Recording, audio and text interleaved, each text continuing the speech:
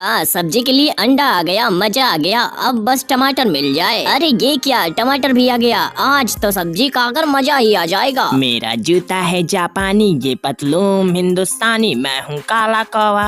अरे अरे ये क्या भूतिया मोटू। अरे रुक रुक कौवा, मेरी सब्जी के लिए कुछ देकर जा, वरना मैं तुम्हें यहाँ से जाने नहीं दूंगा। भूतिया मोटू मेरे पास तो कुछ भी नहीं है। तो फिर ये ले बड़ा सा मुक्का और भाग यहाँ से। हा हा हा हा। ये चिड़िया कहाँ जा रही है, रुक जा। अरे भूतिया मोटू, मैं तो अपना टमाटर और अंडा ढूंढ रही हूँ। तुमने मेरा अंडा और टमाटर देखा है? हाँ हाँ मैं बता सकता हूँ वो कहाँ है, पर उससे पहले सबसे बोलो कि वीडियो को लाइक और चैनल को सब्सक्राइब करें। मेरी मदद करो सब लोग, प्लीज वीडियो को लाइक और चैनल को सब्सक्राइब कर दो। प्लीज प्लीज दोस्तों सब्सक्राइब कर दो। बढ़िया, ये लो अपना अंडा और टमाटर, ये मेरे पास ही था। अब जाओ यहाँ से।